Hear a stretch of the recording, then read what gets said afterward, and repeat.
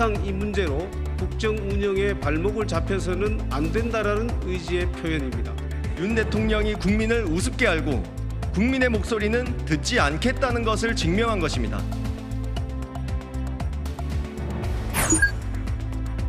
이 나라 대한민국에서 검찰의 일은 국민을 범죄로부터 보호하는 것이고 할 일을 제대로 하는 검찰을 두려워할 사람은 오직 범죄자뿐입니다.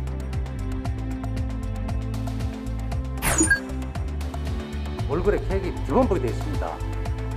그래서 그럼 생일을 뭐 해줄까 그래서 뽀뽀해주라 라고 화가 나서 했던 말은 맞습니다.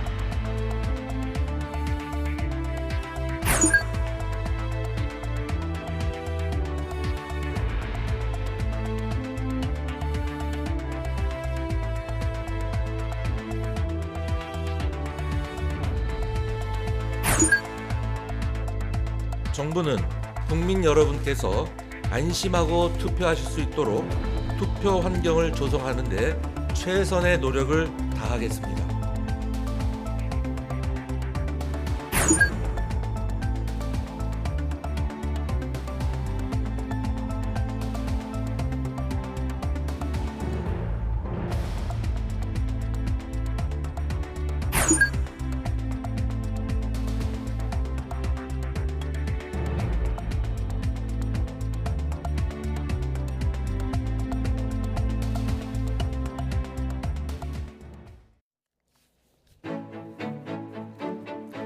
네, 여러분 안녕하십니까? 화요일 밤 뉴스나이트 시작합니다. 민주당이 최우선 낙마 대상으로 꼽았던 한동훈 법무부 장관이 임명이 됐습니다. 어제 전국 대담 주요 메뉴였던 협치는 온데간데없고 다시 전국 경색은 심화하고 있습니다. 특히 독선이라며 반발하고 있는 민주당, 총리 인준안 거부로 맞설지 거대 야당의 계산은 여전히 복잡합니다. 대통령은 물론 국민의힘 의원들까지 내일 여권 전체가 참석하는 5.18 광주 민주화운동 기념식에 대한 관심이 높은 가운데 광주 금남로에서 3년 만에 전야제가 열렸습니다. 나이트 포커스에서 분석합니다.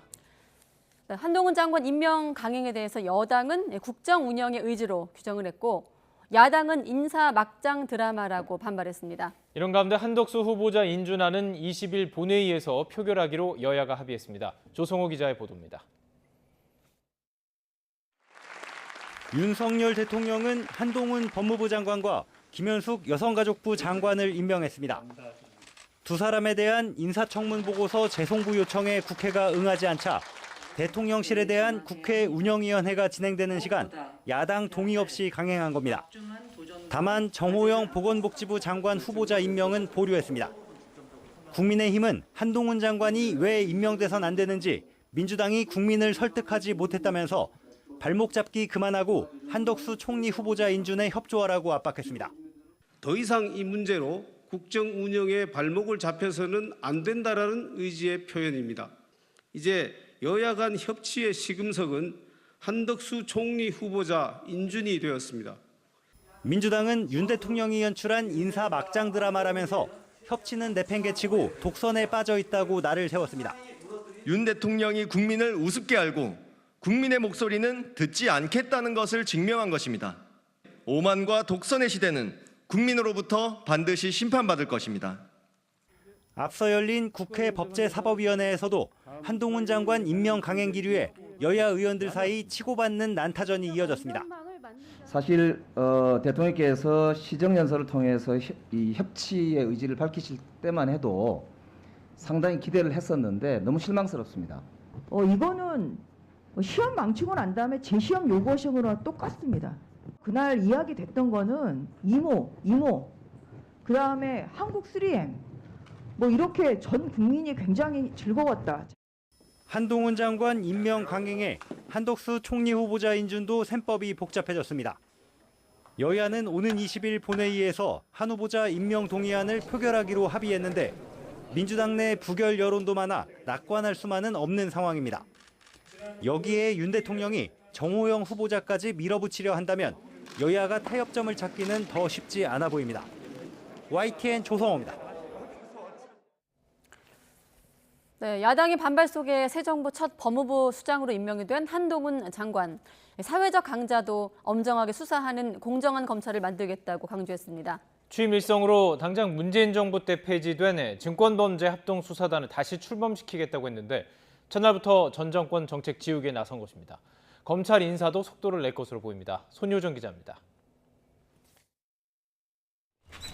향충원 참배로 공식 일정을 시작한 한동훈 장관은 취임 일성으로 정의와 상식의 법치를 내세웠습니다. 국민이 원하는 진짜 검찰개혁은 사회적 강자도 엄정히 수사하는 공정한 체계를 만드는 거라며 검찰의 정치적 중립성과 공정성을 높이겠다고 강조했습니다. 이 나라 대한민국에서 검찰의 일은 국민을 범죄로부터 보호하는 것이고 할 일을 제대로 하는 검찰을 두려워할 사람은 오직 범죄자뿐입니다. 이 과정에서 부당한 외압이 있으면 자신이 맡겠다고 공언했습니다. 소신을 가지고 정당한 업무 수행을 한 공직자를 부당한 외풍으로부터 지켜내겠습니다. 한 장관은 취임 첫날부터 전 정부 정책 지우기에도 나섰습니다. 서민을 울리는 경제 범죄에 발빠르게 대처하겠다며 추미애 전 장관이 검찰권 축소 차원에서 없앤 증권범죄 합동수사단을 즉시 복원하겠다고 했습니다. 중대범죄에 대한 대응 공백을 최소화하겠다고도 밝혀 오는 9월 시행을 앞둔 검찰 수사권 축소법에 맞서 시행령 개정이나 조직 개편 같은 후속 조치도 예상됩니다. 서민 다중에게 피해를 주는 범법자들은 지은 죄에 맞는 책임을 지게 될 겁니다. 다시 룰이 지켜질 것이라는 믿음을 시장 참여자들에게 줄 것입니다. 한 장관은 대검찰청과 함께 국회를 상대로 헌법재판도 청구해 검수완박법의 위헌성을 다툴 것으로 관측됩니다. 동시에 검찰 지휘부 교체에도 속도를 낼 것으로 보입니다. 이른바 검수완박 국면에서 김호수 전 총장이 물러났고 직무를 대행하는 박성진 대검 차장검사를 비롯한 고검장들도 여러 사표를 낸 상황입니다. 일선 지검장 중에서도 전국 최대 검찰청을 이끌어온 이정수 서울중앙지검장이 사의를 밝혔습니다. 차기 총장 인선은 후보 추천과 청문회 절차 때문에 한 달 이상 걸리는 만큼 한 장관이 우선 총장을 대행할 대검 차장검사부터 교체한 뒤 고위 간부 인사를 단행할 거란 전망이 나오고 있습니다. YTN 손효정입니다. 네, 윤 대통령의 복심, 한동훈 법무부 장관은 이른바 조국 수사 이후 한직을 떠돌다 검사 생활을 마쳤지만 이렇게 윤석열 정부 법무부 수장으로 복귀를 한 겁니다. 이제 법무부가 과거 청와대 민정수석실 기능까지 넘겨받게 됐다는 점과 맞물려 한 장관이 이른바 소통령이 될 거란 우려도 적지 않습니다. 나인 기자가 보도합니다. 국정농단 사건에 이어 문재인 정부에서 이른바 적폐 수사를 지휘하며 승승장구했던 한동훈 장관.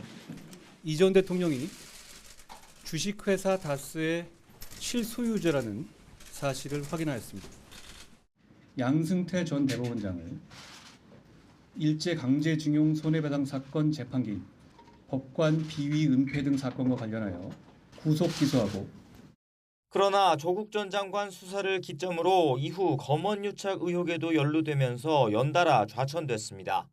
조국 수사를 한 이후에 저에 대한 평가가 180도 달라지신 것 같아서 저도 안타깝습니다. 저는 그때나 지금이나 똑같이 일을 했을 뿐인데 검사로서 마무리는 좋지 못했지만 윤석열 대통령의 전폭적인 신임 아래 결국 법무부 수장 자리까지 올랐습니다.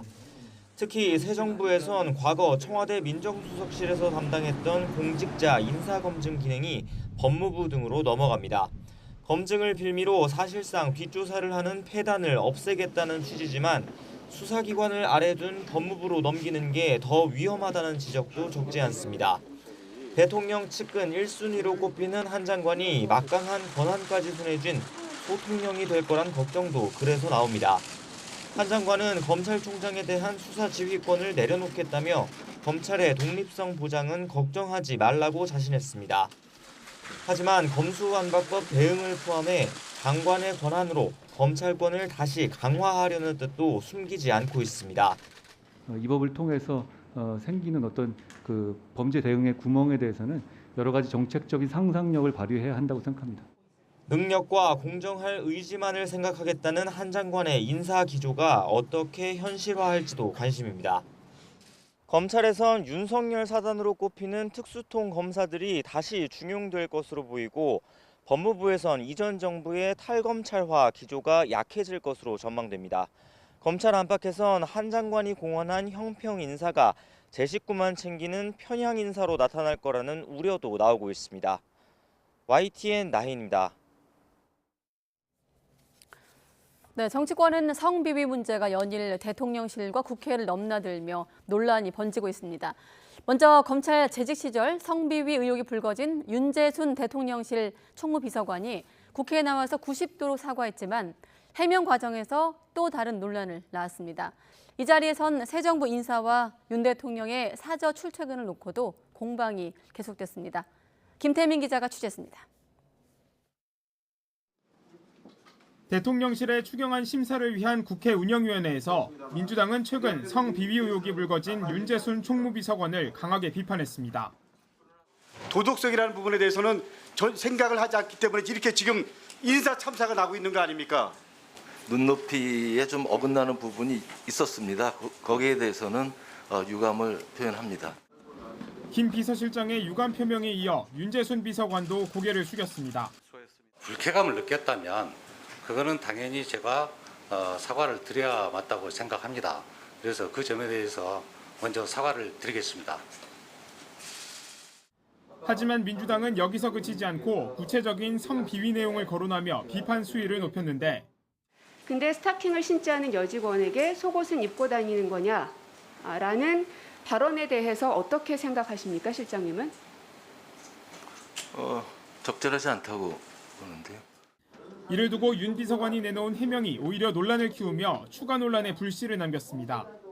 얼굴에 케이크 뒤범벅이 되어 있습니다. 그래서 그럼 생일을 뭐 해줄까 그래서 뽀뽀해주라 라고 화가 나서 했던 말은 맞습니다. 국민의힘도 과거 저서에서 여성에 대한 부적절한 표현으로 논란을 빚었던 탁현민 전 비서관을 소환하며 반격에 나섰습니다. 몸을 기억하게 만드는 여자, 뭐 등등 이런 여자랑 하고 싶다는 거죠.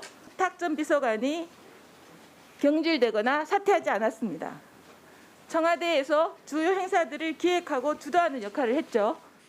윤 대통령의 출퇴근길 시민 불편 등을 놓고도 공방이 이어졌습니다.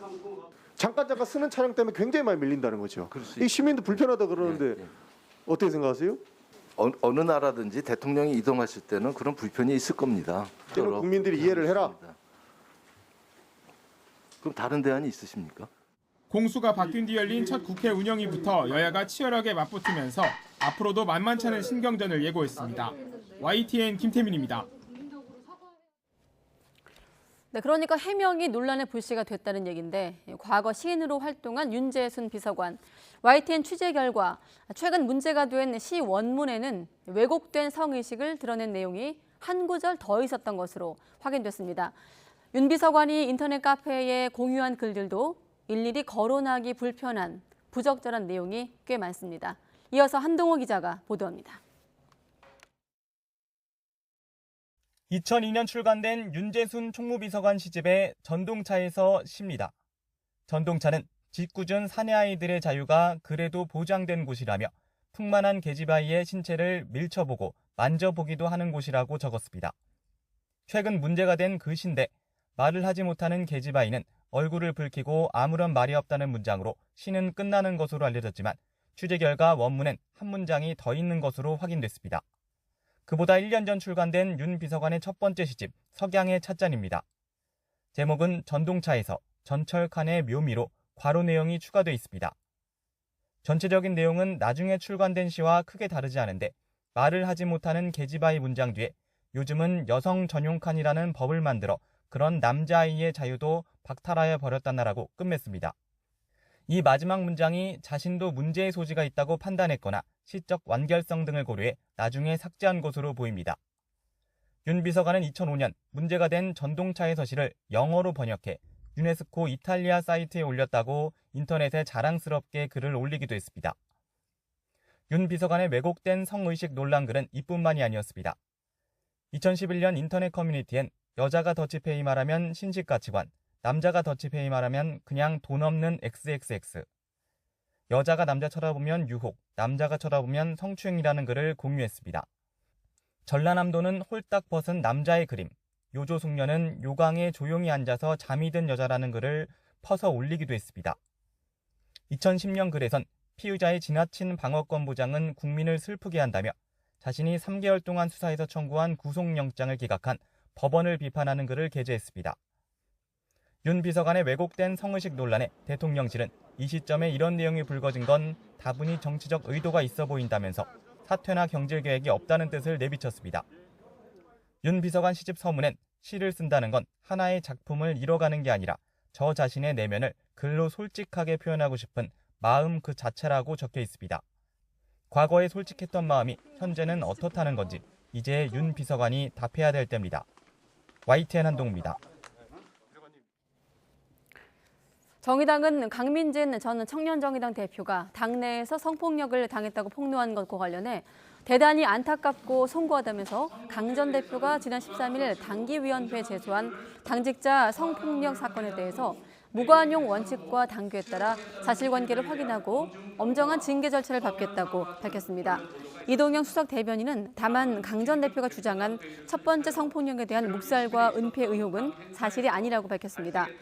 해당 사건은 당 행사 뒤풀이 때 광역시도당 위원장인 A씨가 옆자리에 앉는 과정에서 강 전 대표를 밀치며 불필요한 신체 접촉이 있었던 사안으로 대표단 회의 결정으로 A씨의 엄중 경고했으며 젠더인권특별위원장이 사과문을 받아 강 전 대표에게 전달해 수용 의사를 확인하고 사건을 종결했다고 밝혔습니다. 하지만 강민진 전 청년정의당 대표는 이에 대해 정의당의 입장문 자체가 2차 가해라고 비판했습니다.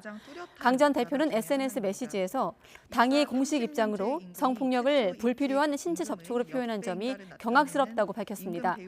이어 불필요한 신체 접촉이란 용어는 가해자가 자신에게 사과문을 보내면서 쓴 말이라며 당시 정말 성폭력이 아니었다면 가해자로부터 사과문을 받아 전달해주는 역할을 왜 젠더인권특위가 맡은 것이냐고 반박하기도 했습니다. 내일 5.18 민주화운동 기념식에는 임을 위한 행진곡이 재창 형식으로 불릴 예정입니다. 재창은 참석자들도 같이 부르는 형식을 말하죠. 역대 대통령들은 어떤 모습이었을까요? 화면으로 준비했습니다. 자, 임을 위한 행진곡은 1997년 기념식부터 공식 재창하는 곡이 됐고 이듬해 김대중 대통령이 대통령으로서는 처음 참석해 재창했습니다. 지금 보시는 화면은 노무현 전 대통령 재임 기간 때인데요. 노 전 대통령은 5.18 기념식에 참석해서 임을 위한 행진곡을 이렇게 재창했습니다. 반면 태극기만 바라보고 있는 박근혜 당시 의원의 모습이 이렇게 화면에 잡히기도 했습니다. 이 노래를 합창하느냐 재창하느냐를 두고 갈등이 시작된 건 이명박 정권이 들어서면서부터입니다. 임을 위한 행진곡에 이미 북한의 최고 존엄을 상징한다거나 운동권 노래가 보수 진영의 거부감을 나타낸다는 등의 이유로 공식 식순에서 제외됐고 사전 행사 합창 공연곡으로 바뀌었습니다. 광주 시민단체들은 즉각 반발해 따로 기념식을 열었고 이명박 전 대통령은 집권 첫 해를 제외하고 모두 불참했습니다. 박근혜 전 대통령 취임 이후에도 갈등이 계속됐습니다. 당시 정부는 합창을 유지하는 대신 참석자들 각자 의사에 따라 함께 부르는 형식으로 변경됐습니다. 박근혜 전 대통령 역시 자리에서 일어나긴 했지만 따라 부르지는 않았습니다. 이후 문재인 전 대통령이 취임한 지 3일 차에 대통령 업무 지시 2호로 5.18 기념식 임을 위한 행진곡을 모두가 부르도록 지시하면서 다시 재창으로 바뀌게 됐습니다. 문재인 전 대통령은 참석자들과 손을 맞잡고 앞뒤로 흔들면서 이렇게 열창했고요. 5월 유족단체들도 함께 행사에 모두 참여했습니다. 자, 그렇다면 내일 윤석열 대통령은 어떤 모습일까요? 대통령실은 윤석열 대통령이 국민의힘 의원 또 신임 장관 수석과 함께 열차를 타고 5.18 광주 민주화운동 기념식에 참석하는 자체가 최고의 통합 메시지라고 의미를 부여했습니다. 5.18 정신을 헌법에 담는 메시지도 내는데 다만 개헌은 추후 국회에서 논의할 문제라고 공을 넘겼습니다. 박수정 기자입니다. 올해 5.18 광주 민주화운동 기념식에는 이례적으로 국민의힘 의원 100여 명과 윤석열 정부 장관, 수석들까지 일제히 참석합니다. 윤석열 대통령은 특별 열차를 타고 함께 이동하면서 의원들과 도시락 식사도 할 예정입니다. 대통령실 고위 관계자는 이 자체가 최고의 통합 메시지라면서 국민 통합을 향한 새로운 정치의 큰 획이 시작될 것이라고 말했습니다. 행사장에 들어설 때는 유족 단체와 함께 입장하고 식전에 유가족과 차담회도 할 것 같다고 했습니다. 특히 기념사에서 헌법 전문의 5.18 정신을 담겠다는 메시지를 발표하는데 윤 대통령이 여야 합의로 개헌할 때 관련 논의가 이루어지면 좋겠다고 했다면서 차후 국회에서 진행될 거로 생각한다고 이 관계자는 설명했습니다. 여야는 모두 표면적으로는 긍정적인 입장이지만 미묘한 온도차를 드러냈습니다. 더불어민주당은 대통령의 개헌 관련 발언이 선거용이나 헐리우드 액션이 되면 안 된다면서 5.18 정신의 헌법 전문 수록을 논의하기 위한 헌정 특위 구성을 제안했습니다. 국회 정치개혁 특위를 확대 개편하자는 겁니다. 21대 국회 후반기 원구성 협상에서 5.18 정신을 우리 헌법에 담기 위한 특위 구성을 조건 없이 동의함으로써 그 진정성을 보여주시기 바랍니다. 국민의힘 역시 개헌 관련 논의를 국회에서 충분히 해나가겠다고 밝히면서 5.18 정신은 자유민주주의 정신으로 널리 기려야 한다고도 했습니다. 5.18 정신은 자유민주주의 정신이고 이런 자유민주주의 정신은 널리 우리가 길어야 된다. 그리고 우리의 교훈으로 삼아야 된다. 이렇게 생각을 하고 있습니다. 여야 그리고 대통령실까지 큰 틀에는 한 목소리라서 개헌 논의에 속도가 붙을지 시선이 쏠립니다. 다만 야당에서는 기후 문제 또 국가기관 개편 등까지 함께 논의해야 한다는 의견도 있어 실질적으로 개헌 과정이 순탄할지는 미지수입니다. YTN 박소정입니다. 내란 음모 조작 사건으로 수감돼 고초를 겪었던 김대중 전 대통령의 당시의 심경을 담은 메모가 공개됐습니다.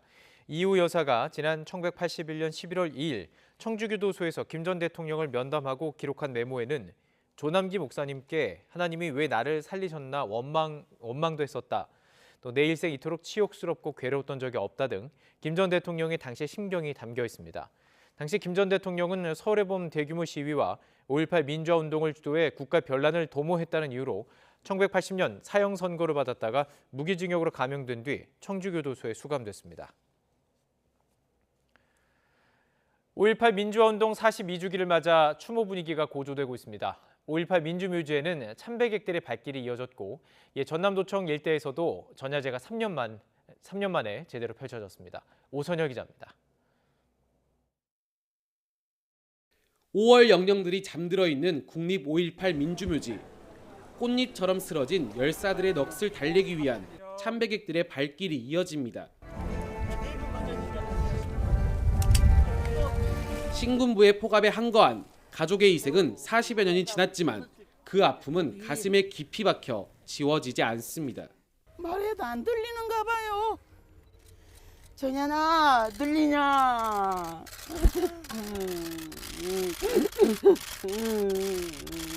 보고 싶어. 보고 싶어. 지난 1980년 5월 항쟁의 심장인 옛 전남도청 일대는 역사의 현장을 직접 둘러보는 추모객들로 활기를 띠었고 42년 전 총성과 비명이 뒤섞였던 금남로 일대는 신명나는 풍물 소리가 울려 퍼졌습니다. 사회적 거리두기가 풀리면서 5.18 민주화운동 기념행사가 옛 전남도청과 금남로 일대에서 3년 만에 인원 제한 없이 치러집니다. 5월의 역사를 알리는 5.18 전야제는 진실의 힘으로 시대의 빛으로를 주제로 펼쳐졌습니다. 물론 아픔이 많은 과거죠. 그리고 또 지나간 과거 속에서 그걸 극복해야 될 과거이기도 하고요. 그리고 하지만 또 미래로 나갈 수 있는 굉장히 좋은 방향성 같습니다. 광주 5.18은. 역대 최대 규모로 예상되는 5.18 민주화 운동 42주년 공식 기념식을 앞두고 빛고울 광주가 뜨겁게 달아오르고 있습니다. YTN 오선열입니다.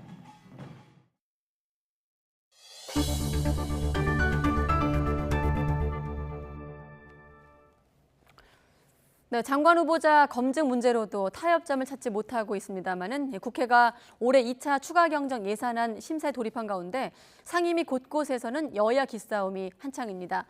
세수 추계 오류를 낸 정부에 대한 질타가 이어졌고 또 국방 예산 삭감을 놓고는 야당이 집중 포화를 쏟아붓기도 했습니다. 백종규 기자가 취재했습니다. 국회 기획재정위원회에서 더불어민주당은 53조 원 규모의 세수 추계 오류를 빚은 기획재정부를 겨냥해 범죄 집단, 재정 쿠데타라고 몰아붙였습니다. 다음 정권 바뀔 때 또 역시 마찬가지입니다. 이런 사람들에 대해서는 발본색원 해야 된다고 생각해요. 예, 의원님 지적은 무겁게 받아들이겠습니다. 국민의힘도 우려가 있는 건 사실이라고 지적했습니다. 이번에 좀 확실히 마무리 지으셔서 더 이상 이렇게 그 불확실성을 좀 증폭시키지 않는 방향으로 해주셨으면 좋겠고요. 네. 추경호 경제부총리가 야당 시절 추경에 부정적이었다는 점도 도마 위에 올랐습니다. 올해 추경 제출의 배경을 모르는 바가 아니고 평소에 작년에 집요하게 공격하셨잖아요. 예, 국민들께서 주신 숙제를 저는 해결한다 저는 이렇게 생각합니다. 국방위원회 회의에서는 추경안 편성으로 국방예산 1조 6천억 원이 삭감된 것이 논란이 됐습니다. 장병들의 옷과 전투화 값까지 깎아야 됐냐는 민주당 비판에 국민의힘 일부 의원들도 힘을 실었습니다. 병사 전투화는 깎아놓고 본인은 백화점에 구두 사러 다니고 있고 그런 말이 되겠어요 이게? 저는 방어 안 하겠습니다. 왜냐하면 이거 잘못됐다고 생각합니다. 장관님. 별개 문제라고 저는 생각합니다. 장병들이 직접적으로 그것이 당장 보급돼야 될 것이 보급되지 않는 그런 일이 일어나는 것은 아닙니다. 다만 국민의힘은 지난 정부의 국방 예산 편성이 엉터리였다며 문재인 정부로 화살을 돌렸습니다. 6개월 앞도 못 내다봤다. 뭐 엉터리 예산 편성이 아니냐. 그런 지탄을 받더라도 지금 아무 할 말이 없는 겁니다.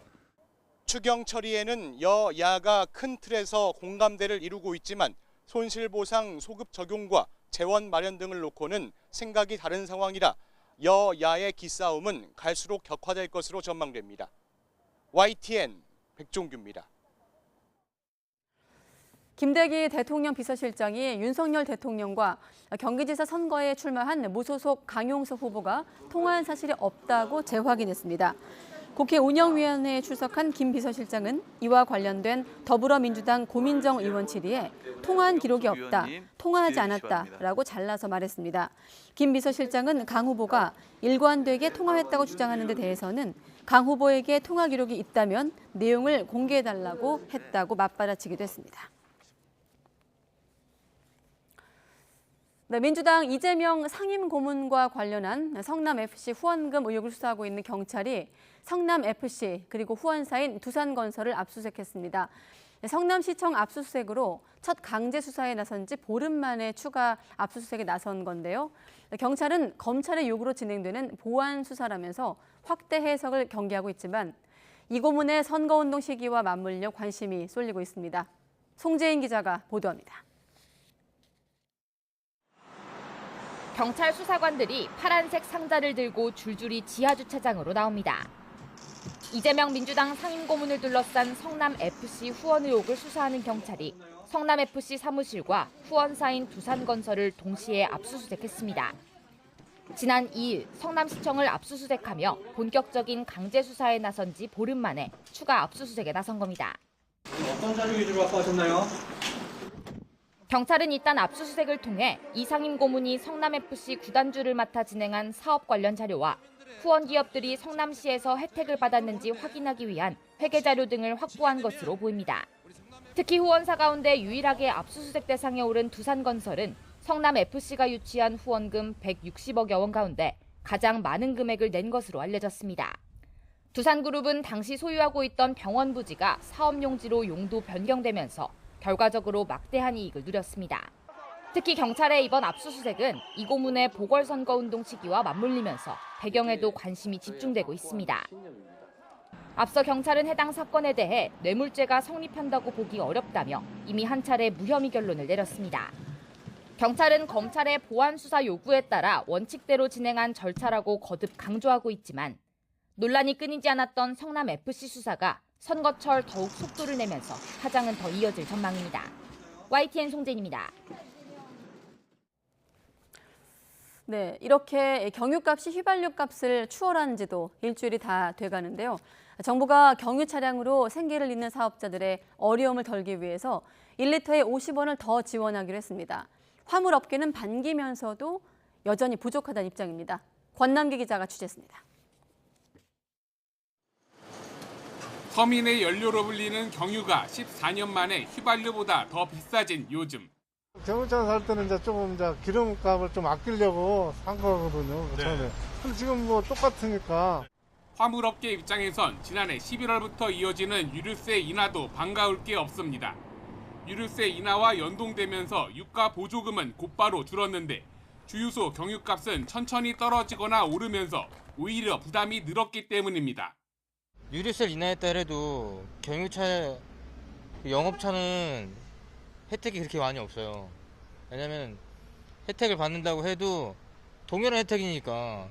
화물업계 손실을 메워주는 차원에서 이번 달부터 추가 보조금을 지급하던 정부가 한 달도 안 돼 지원을 확대키로 했습니다. 경유값이 치솟다 못해 휘발유값을 추월하며 업계 부담이 급증한 데 따른 것으로 리터당 50원을 더 지원해주게 됩니다. 애초 경유값이 리터당 1,850원을 넘어가면 초과 금액의 절반을 돌려주기로 했는데 지원 기준을 1,750원으로 100원 내린 겁니다. 오는 7월까지였던 보조금 지급 기한도 9월 말까지로 늘었습니다. 화물업계는 지원 확대 소식을 반기면서도 여전히 부족하다는 입장입니다. 유류세 30% 인하에 따라 화물차 등이 원래 받던 유가 보조금은 리터당 159원 줄었는데 이번에 지원을 확대해도 리터당 50에서 60원은 여전히 손해란 계산이 나오기 때문입니다. 이 유가 보조금뿐만 아니라 그냥 경유가 자체가 인상돼서 지출되는 금액에 비해서는 더더욱 턱없이 부족한 금액이기 때문에 화물차와 버스, 택시 등 47만여 대와 연안 화물선 1,300여 척이 이번 추가 보조금 혜택을 받게 됩니다. YTN 권난기입니다. 네, 한국산 가상화폐 루나의 폭락 사태가 전 세계 금융시장을 강타하면서 비트코인 역시 약세를 벗어나지 못하고 있습니다. 루나 국내 이용자는 28만 명 정도로 파악되고 있는데 피해자가 속출하고 있고 여진도 이어지고 있습니다. 금융당국이 긴급 점검에 들어갔습니다. 강희경 기자의 보도입니다. 루나와 테라 폭락 사태로 함께 휘청인 전 세계 가상자산 시장. 그중에서도 대표격인 비트코인은 지난 11일 9개월 만에 4천만 원 아래로 떨어졌습니다. 일주일가량 시간이 흘렀지만 고점 대비 반토막 넘게 폭락한 비트코인 시세는 좀처럼 회복할 기미를 보이지 않고 있습니다. 금융당국이 파악한 국내 루나 이용자는 28만 명으로 이들이 보유한 규모만 700억 개에 이르는 것으로 추정됩니다. 추가 피해가 우려되는 만큼 금융당국은 적극적인 대응에 나섰습니다. 금융위원회와 금융감독원은 국내 가상자산 거래소들을 상대로 루나 거래량과 투자자 수 등을 파악하고 있습니다. 루나 사태에 대한 거래소들의 대응과 조치에 대한 자료도 요청했습니다. 이번 사태를 유발한 테라 플랫폼을 조사하거나 감독, 제재할 법적 권한은 없지만 피해를 최소화하기 위한 조치에 나선 겁니다. 국회에 출석한 고승범 금융위원장은 가격이나 거래 동향을 예의주시하고 있다며 투자자 보호 조치를 시행하겠다고 말했습니다. 이런 가운데 윤석열 대통령의 국정과제이기도 한 디지털 자산 기본법 제정 논의에 속도가 나고 있습니다. 금감원은 관계 법령이 없어 금융당국의 역할이 제한적이라면서 앞으로 제정될 디지털 자산 기본법에 불공정 거래 방지와 소비자 피해 예방책이 충실히 반영되도록 노력하겠다고 밝혔습니다. 코인이란 자산이 사실은 새로운 자산이긴 하지만 전통적인 영역으로 가서 어느 정도 규제를 받아야 되는 게 아니냐라는 의견들이 많이 나오고 있습니다. 피해자가 속출하는 가운데 가상자산 시장에 빙하기가 올 수 있다는 전망으로 투자 심리마저 얼어붙으면서 루나 사태의 여진이 끝없이 이어지는 모습입니다. YTN 강희경입니다. 정부가 용산에 있는 합동참모본부 청사를 신축해 다른 곳으로 이전하겠다는 계획을 공식화했습니다. 또 북한이 7차 핵실험 준비를 거의 끝낸 것으로 평가하면서도 실험 시기를 예단하는 것은 힘들다면서 신중한 입장을 보였습니다. 한현희 기자가 보도합니다. 대통령 집무실 이전에 따른 연쇄 이동으로 국방부와 한 건물을 쓰게 된 합동참모본부. 정부는 그간 이전 고려 정도로만 언급돼 왔던 합동참모본부 청사의 신축 이전을 출범 후 첫 국방위 전체 회의에서 공식화했습니다. 신축 합참청사는 26년에 준공할 수 있도록 추진할 예정이며 이에 소요되는 비용은 선행 연구를 통해 구체화될 예정입니다.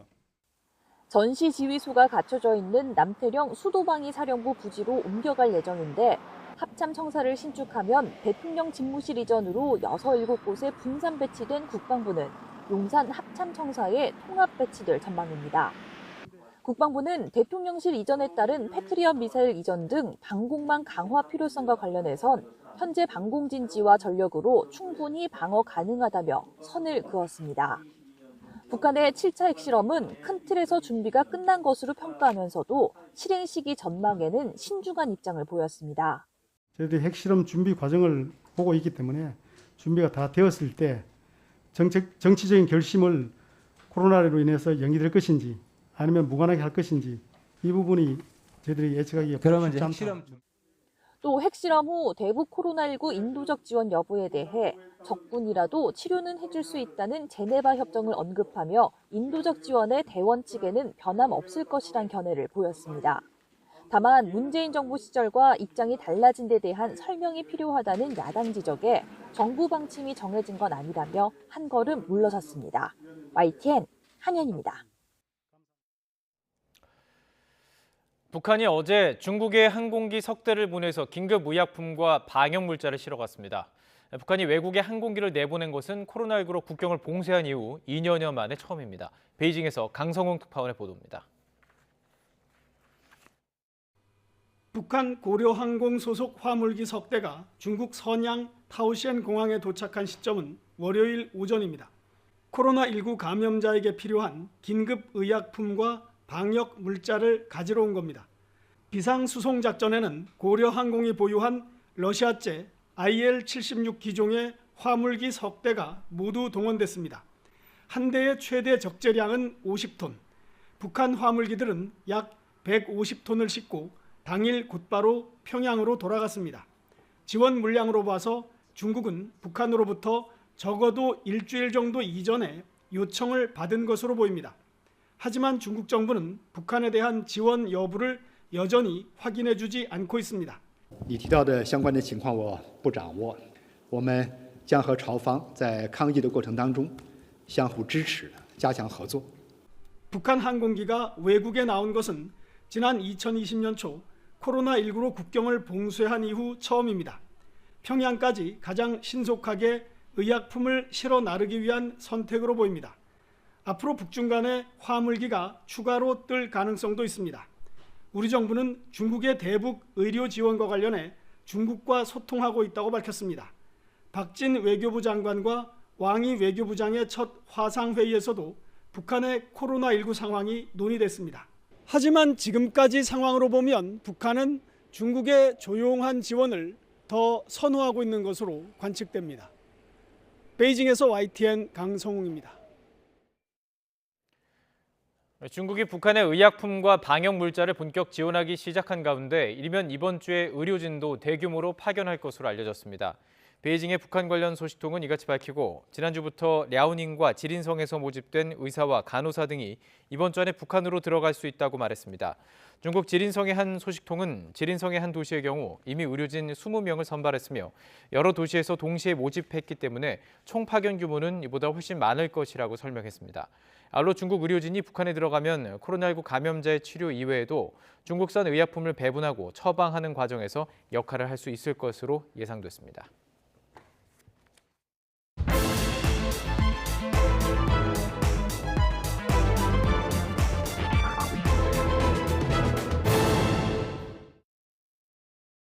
진영이나 정파를 초월한 초당적 협력을 그 어느 때보다 강력하게 요구하고 있습니다. 진정한 자유민주주의는 바로 의회주의라는 신념을 저는 가지고 있습니다.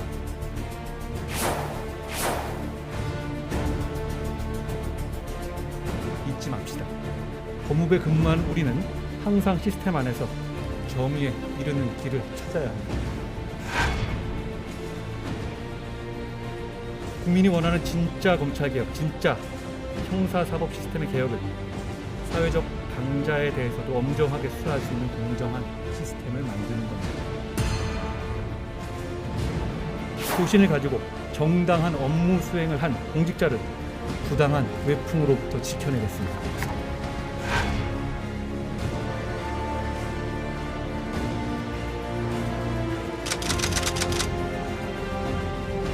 약속 흐름 안에 마이웨이 인사를 임명 강행하는 것이 윤 대통령이 말하는 의회주의인지 묻지 않을 수 없습니다. 윤 대통령이 국민을 우습게 알고 국민의 목소리는 듣지 않겠다는 것을 증명한 것입니다.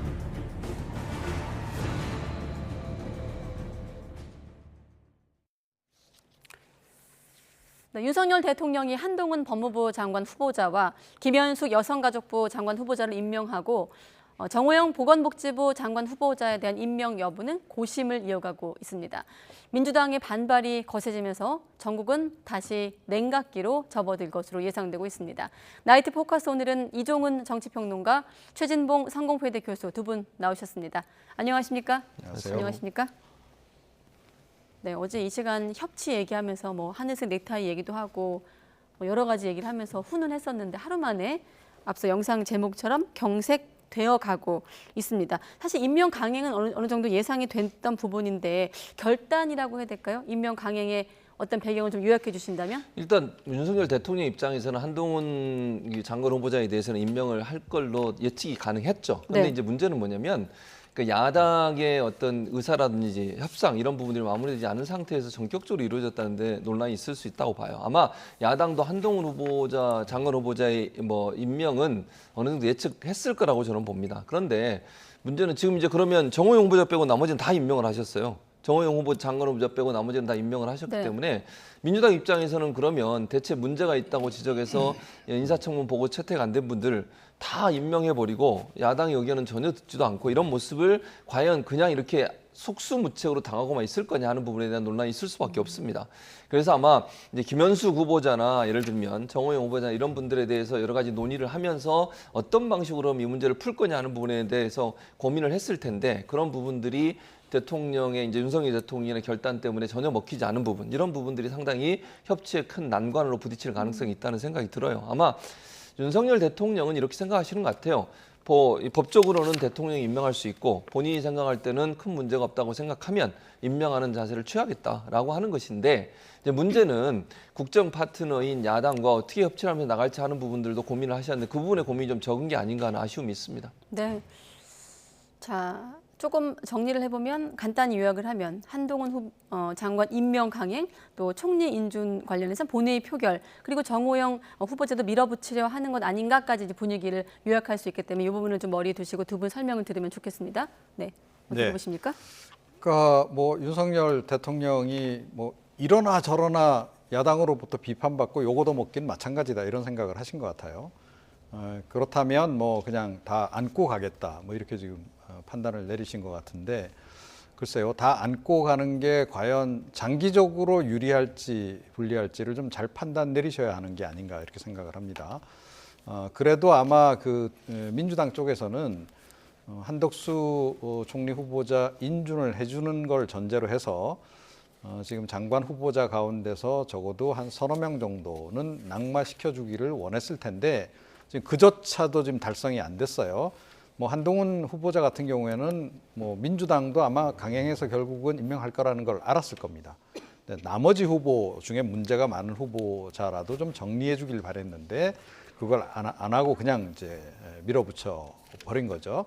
자, 그래서 이제 뭐 더불어민주당의 이제 으로서는 상당히 좀 곤혹스러운 상황이 지금 돼버린 거고 그렇긴 한데 이게 지금 야당의 곤혹스러움이 문제는 아니다라는 겁니다. 결국은 그러니까 대통령은 국민을 바라보고 이제 정치를 하셔야 되는 거 아니겠어요? 국정 운영하셔야 되는 건데 당장 뭐 이번 건으로 해서 뭐 대통령의 지위에 뭐 영향이 있다라든가 뭐 그럴 가능성은 이제 희박해요. 그런데다가 최근에 어찌 됐건 임기 초반에 약간 컨벤션 효과가 나면서 지지율이 약간 상승세를 좀 보이고 있기 때문에 뭐 이 정도는 좀 하락하더라도 감수하고 넘어가겠다 이런 판단을 좀 내렸을 가능성이 크지 않나 이렇게 좀 생각을 해요. 네. 그런데 이게 이제 이런 식으로 인사를 강행하는 것들이 자꾸 쌓여 나가면 이게 어느 순간인가는 좀 감당하기 어려운 정도로까지 여론 악화로 이어질 수 있는 겁니다. 그리고 여론이 악화되기 시작하면 이전에 했던 잘못했던 것까지 사실은 다 소환이 되잖아요. 네. 다 소환해서 국민들이 다 함께 책임을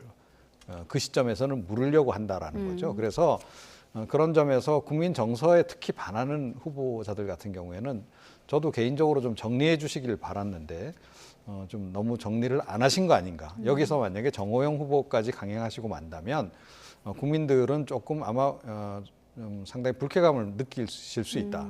그러니까 우리하고 또 맞서자는 얘기냐 이렇게 받아들일 가능성이 없잖아 있다 이렇게 생각합니다. 야당보다는 국민을 좀 바라봐야 된다 그렇죠. 이런 네, 말씀으로 그렇습니다. 네. 들리고 자 아무튼 2명의 장관 임명으로 초대 장관 18명 가운데 16자리가 채워진 거고 2자리가 지금 빈 거예요. 일단 사회부총리 겸 교육부 장관 자리 그리고 말씀하신 정호영 후보자의 네. 복지부 장관 자리 아니겠습니까? 그리고 6명은 청문 보고서 채택 없이 임명이 강행이 됐습니다. 자 그럼 여기서 한동훈 법무부 장관의 취임 일성을 한번 들어보시죠. 법무부의 동료 공직자 여러분, 저는 정의와 상식의 법치를 앞으로 법무부가 나아가야 할 방향으로 제시하고자 합니다. 국민이 원하는 진짜 검찰개혁, 진짜 형사사법 시스템의 개혁은 사회적 강자에 대해서도 엄정하게 수사할 수 있는 공정한 시스템을 만드는 겁니다. 이 나라 대한민국에서 검찰의 일은 국민을 범죄로부터 보호하는 것이고 할 일을 제대로 하는 검찰을 두려워할 사람은 오직 범죄자뿐입니다. 또한 소신을 가지고 정당한 업무 수행을 한 공직자를 부당한 외풍으로부터 지켜내겠습니다. 일단 한 장관이 내세우는 화두는 들으신 대로 정의와 상식의 법치인데 이거 말고도 또 한 가지 눈에 띄는 점이 증권범죄 합수단을 복원하겠다. 취임 첫날에 추미애 전 장관이 없앴던 합수단을 복원하겠다는 것도 눈에 띄고요. 어떻게 네, 들으셨습니까? 그렇습니다. 그리고 이제 뭐 지금 정보부서도 지금 다시 부활시키겠다는 거 아니겠습니까? 그래서 뭐 앞으로 또 어떤 카드가 나올지 좀 지켜보긴 해야 되겠는데요. 일단 뭐 그 취임사와 관련해서는 네. 뭐 과거에 이제 법무부 장관들도 취임사에서는 상당히 좀 그 멋진 말씀들을 많이 하셨죠.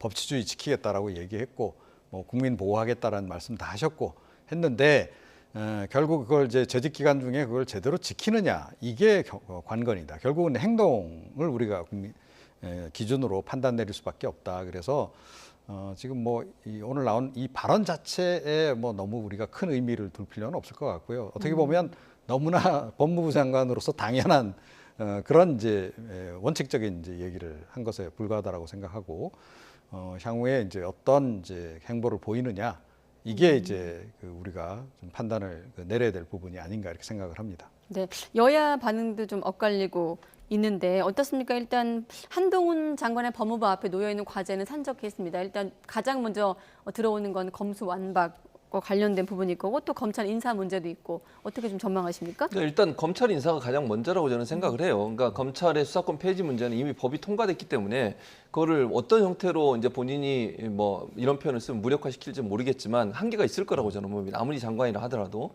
그러나 이제 인사 문제는 이게 하나의 가늠자가 된다고 저는 봐요. 그동안 한동훈 그 장관이 예전에 이제 그 검사장으로 있을 때 발언들을 들어보면 추미애 법무부 장관의 인사에서 엄청나게 비판을 했었어요. 그럼 과연 이번에 인사에서 정말 윤석열 라인이라고 하는 이 라인에 있는 분들을 배제하고 정말 탕평책을 쓸 거냐 하는 부분이 저는 가늠자가 될 거라고 봅니다. 만약의 경우에요. 한동훈 이제 장관이 뭐 본인들과 친한 사람들 또 윤석열 라인이라고 불려지는 그런 분들을 주요 보직에 앉힌다고 하면 그 비판으로 자유로울 수 있겠습니까? 내로남불이라는 비판이 있을 수밖에 없어요. 그러니까 그만큼 추미애 전 장관을 비판했던 그 심정이라고 하면 저는 정말 일부러라도 윤석열 라인에 있는 분들을 좀 옆으로 빼는 게 좋다고 생각해요. 그런 분들이 주요 직책에 앉는 순간 그렇지 않아도 지금 이 법무부에 있는 분들 보면 대부분 검찰 출신이 많잖아요. 네. 법무부 장관도 검찰 출신이죠. 차관도 검찰 출신이죠. 법제처장도 지금 검찰 출신이죠. 이런 상황이기 때문에 이 법무부라고 하는 게 검찰만 있는 게 아니고 사법부도 있고 여러 가지 다른 기능도 교정 기능도 있고 이러지 않습니까? 네. 좀 더 다양하고 민간들이 들어와서 좀 함께 일하는 분위기가 갖춰졌으면 좋을 텐데 그런 부분이 좀 없어서 아쉬운 부분이 있고요. 그래서 저는 인사가 결국 첫 번째 한동훈 장관의 시험대가 될 거다. 그 인사를 어떻게 하느냐에 따라서 본인이 정말 그동안 그렇게 공격하고 비판하고 내세웠던 논리가 전실화될 건지 아니면 본인도 똑같이 그렇게 할 건지 하는 부분에 대한 국민적 판단을 받을 거로 생각이 됩니다. 네, 앞서 평론가님께서는 좀 원론적인, 원칙적인 얘기를 했다고 하셨습니다만은 앞서 말씀드렸던 그 증권범죄 합수단 같은 경우는 당시에 검찰권 축소 차원에서 없앤 것으로 기억을 하거든요. 이를테면 전 정권 정책의 어떤 지우기에 나섰다고도 볼 수 있겠습니다만 최근에 검수완박과 관련해서 좀 볼 수도 있을 것 같고 어떻게 보십니까? 뭐 그런 부분도 있을 수 있죠. 그러니까 검찰의 수사를 좀 더 확대한다는 의미를 가질 수 있을 것 같아요. 저는 뭐 증권범죄수사부를 만드는 것 자체가 나쁘다고 보진 않아요. 왜냐하면 증권범죄 같은 경우는 상당히 그 국민들에게 많은 뭐랄까 피해를 주는 그런 사건들이지 않습니까? 그런 부분들을 검찰이 한다. 그 자체를 저는 나쁘다고 보지 않습니다. 다만 원래 법의 취지라고 하는 것을 무력화시키는 부분들이 행정부에서 하는 것은 저는 바람직하지 않다고 생각해요. 그러니까 검찰의 수사권 폐지라고 하는 부분들이 법으로 통과됐고 그 취지에 어긋나는 어떤 행동을 하는 것 자체는 충돌의 요인이 될 수 있거든요. 입법부와. 그러니까 입법부를 존중하고 그 과정에서 검찰이 할 수 있는 범위 내에서 할 수 있는 일들을 하는 것 자체는 저는 부정적이라고 보지 않습니다. 다만 장관으로서 행정부의 일원인 장관으로서 입법부가 한 입법 행위에 대해서 적대적인 상황을 보인다거나 아니면 그 부분을 완전히 무력화시키는 어떤 행동을 하는 것 자체는 상당히 부정적일 수 있다라는 점은 삼권 분립의 원칙에 따라서 존중돼야 된다 이렇게 생각합니다. 네, 국민의힘 같은 경우는 이번 한동훈 장관 임명이 국정 운영에 발목 잡기는 안 된다는 어떤 의지를 표현한 것이라고 반응을 내놨고, 민주당 같은 경우는 인사 막장 드라마라고 하면서 이제 거세게 반발하고 비판을 했거든요. 지금 보신 민주당 반응 중에 협치를 내팽개쳤다. 어제 이제 대통령이 국회에서 한 발언을 녹여서 이제 반응을 내놓은 건데, 자, 협치가 어려워 보이긴 합니다. 바로 한덕수 총리 인준 문제나 좀 연결해서 질문을 드리면, 여야가 20일에 이제 본회의 열기로 합의를 했거든요. 그 자리에서 이제 표결을 할 것이다 이렇게 보도가 나오고 있는데 어떻습니까? 지금 민주당의 계산이 복잡한 것은 이런 협치 구면이 좀 어려워진 것도 있습니다만은 뭐 의총 열어봐서 분위기를 들어봐야 되겠습니다만 지금 민주당 안에서도 부결 여론이 있는 것으로 전해지고 있거든요.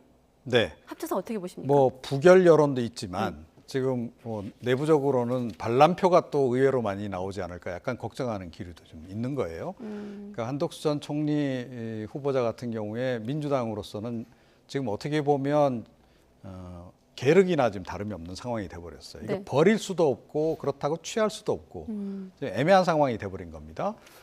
저는 그 윤석열 대통령이 그 틈을 노린 측면도 상당히 강하다라고 생각을 해요. 그래서 사실은 좀 허를 찔린 격이라고든지 볼 수 있는데 처음에 민주당이 지금은 아니다라고 하지만 초기에 이 한덕수 후보자하고 다른 장관 후보자 문제를 연계를 시키려고 했던 것이 제가 보기에는 결정적인 패착이었다라고 생각합니다.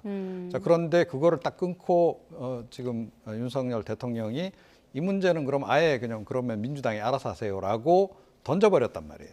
자, 그리고선 자기는 이제 그 내각만 챙겨서 가겠다라고 지금 가버리는 지금 어떻게 보면 달아나는 그런 형국이 돼버렸기 때문에 뭐 어떻게 보면 지금 뭐 뭔가를 기대했다가 지금 전혀 지금 하나도 실속을 못 차리는 그런 상황이 지금 돼버려서 상당히 곤혹스러울 거다라고 생각하는데 이런 때일수록 조금 전에도 이제 제가 국민을 말씀드렸는데 더불어민주당도 제대로 정치를 하려고 한다면 국민을 바라보고 가야 돼요. 그러니까 모든 판단은 국민들에게 이제 맡기고 공정하게 한덕수 총리 후보자가 총리로서 적격한지 아닌지만 냉정하게 판단을 내려서 투표를 하면 된다. 저는 그렇게 좀 생각을 하고요. 그다음에 한동훈 후보자 건과 관련해서 뭐 협치 얘기가 나오는데 왜 여기서 협치가 나옵니까? 법치라면 몰라도 법치주의를 뭐 완성해 가는 과정에서 또는 법치주의를 지키는 과정에서 이 지금 신임 장관이 부적격하다면 그 부분을 지적하는 건 맞는데 협치 얘기가 왜 여기서 나오냐는 거죠. 결국은 뭐 이 법무부 장관 문제도 정치적으로 풀자라는 얘기밖에 더 되겠어요? 정치적으로 우리가 원하는 걸 안 들어줬으니까 이거는 잘못된 거다. 이렇게 지금 이제 이야기를 하고 있는 건데 그거는 좀 대단히 잘못된 접근이다. 오히려 사실은 이 한동훈 후보자 같은 경우에는 민주당이 여러 가지 의혹을 제기하면서 사실은 오히려 좀 스스로 발목을 잡은 그런 상황이 돼버리기도 했었잖아요. 그래서 향후에도 지금 마찬가지다라고 봅니다. 한동훈 후보자 같은 경우에 지금 한동훈 장관 같은 경우에 신임 장관이 된 이후에 민주당이 뭐 검수완박 입법을 어찌됐건 지키기 위해서 굉장히 노력을 많이 할 거다라고 생각하는데 이거 과도하게 개입해서 지키려고 했다가는 오히려 한동훈 장관에게 역으로 굉장히 당할 수도 있다. 그 점을 좀 꼭 지적을 해드리고 싶습니다. 네.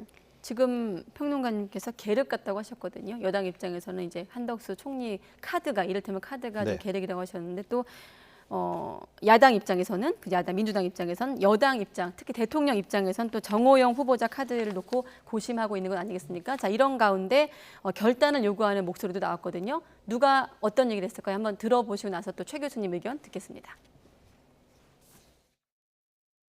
협치는 항상 여당이 먼저 양보를 해야 합니다. 그러니까 대통령께서 먼저 정호영 장관 임명 철회를 하고 아니면 본인이 좀 그 사람 참 눈치 없는 사람이라 이 정도 되면 본인이 그만둬야 되는 것 아니요? 전국을 완전히 그냥 본인이 그만두든지 안 되면 저대해서 미안하지만은 도저히 전국을 위해서 안 되겠다. 당신이 좀 사퇴해라 이렇게 하고 나서 그러면 야당에도 자 우리도 뭐 저 골치 아픈 장관 안 왔으니까 당신들도 총리 인준해줘야 되지 않느냐. 네, 이재호 국민의힘 상임 고문이 정호영 장관 후보자를 향해서 참 눈치 없는 사람이다라는 말을 했거든요. 그러니까 지금 대통령이 계속 보류하고 있잖아요. 보류하고 있는 데는 굉장히 고심을 하고 있다라는 거에 반증 아니겠습니까? 네. 그리고 어떻게 보면 이 즈음에서는 정호영 후보자가 뭔가 스스로 결단을 내려주기를 바라는 그런 부분도 좀 있을 거다라고 저는 봐요. 그럼 추가 질문 드리면 지금 네. 시점에서 본인이 정 후보자가 결단에 대한 선택권이 스스로에게 있는 겁니까? 어느 정도는 있다라고 저는 생각을 해요. 어떻게 보면 그거를 지금 대통령이 좀 부여한 상태다. 그랬을 때 이거를 잘 판단을 내려야 되는 겁니다. 이게 이제 본인 문제, 본인의 어떤 명예 이런 문제를 떠나서 정권 전체에도 지금 영향을 미칠 수 있는 사안으로까지 지금 이게 확대가 된 그런 상황이거든요. 네. 그리고 뭐 어찌됐건 본인도 뭐 지인으로서 윤 대통령이 잘 되기를 바란다고 한다면 이 즈음에서는 사실은 이제 결정을 내려야 되는 겁니다. 제가 보기엔 너무 오래 끌었어요. 그리고 이거에 또 뭐 윤 대통령 입장에서 뭐 임명철회 갈 수도 있죠. 근데 사실은 이제 그거는 그에 따른 또 정치적 부담도 꽤 있는 겁니다. 뭐 결국 안 되면 그렇게라도 아마 조치를 취할 거다라고 좀 생각은 하는데 그 전에 사실은 대부분의 후보들은 과거의 예를 볼 때 뭐 보수 진영에서의 과거의 보수 정권 하에서의 총리 후보자라든가 장관 후보자 중에도 그런 결단을 내리신 분 굉장히 많습니다. 그러니까 뭐 실제로 불법을 저지르지 않았지만 네. 하지만 본인의 여러 가지 의혹이 논란이 되면서 대통령에게 부담이 됐을 때 정권 전체를 위해서 또 이 여당을 위해서 이렇게 그만두신 분들이 꽤 많아요. 자, 그런 분들은 왜 그랬겠는가를 한번 정호영 후보자도 좀 고민을 좀 해보시고 이 즈음에는 좀 스스로 결정을 내리시는 게 좋지 않을까 싶어요. 그러니까 누군가로부터 조치를 당하기보다는 자기 스스로 결단을 내리는 게 훨씬 더 낫지 않습니까? 네. 아까 이재호 고문 얘기도 본인이 그만두든지 대통령실에서 사퇴하라고 해야 된다 이렇게 의견을 내기도 했거든요. 교수님은 어떻게 보십니까? 저는 뭐 둘 중 뭐든 그만둬야 된다고 생각해요. 지금 저렇게 계속 자리에 앉아 있는 게 무슨 의미가 있겠습니까? 물론 아직 취임은 안 했습니다만 저게 제가 볼 때 윤석열 정부의 부담밖에 안 돼요. 그래서 만약에 진짜 윤석열 대통령이 또 임명을 한다고 가정을 해보겠습니다. 그거는 정말 국민을 전혀 생각하지 않는다고 봐요. 만약 그렇게 하신다고 하면. 아직 뭐 결정된 건 아니니까 제가 단정적으로 말씀드릴 수는 없지만 네. 만약 정호영 후보자까지 임명을 강행한다? 제가 볼 때 국민들이 그 윤석열 대통령에 대해서 상당히 안 좋은 이미지를 가질 겁니다. 그냥 본인이 원하면 뭐든지 한다. 이런 이미지가 생기지 않겠어요? 국민들이 볼 때도 여러 가지 문제가 많다고 또 초기부터 후보자로 지명될 때부터 여러 가지 문제들이 있었잖아요. 본인이 해명을 했음에도 불구하고 국민들의 여론은 차갑고요. 그런 상황에서 계속 이렇게 버티고 있는 것이 과연 무슨 의미가 있을까 개인적으로 그런 생각이 있고요. 뭐 본인은 억울하다고 생각할지 모르지만 국민의 눈높이가 그런 거예요. 그러면 고위공직자라고 하면 나는 정당하다고 생각하더라도 국민들이 볼 때 좀 아직 미달입니다. 라고 하면 그만두는 게 맞죠. 개인적으로 저는 그렇게 생각하고 네. 정호영 후보자가 계속 저렇게 버티고 계시는 것은 윤석열 대통령의 윤석열 정부에 상당히 큰 부담으로 작용할 가능성이 있다는 생각이 듭니다. 네.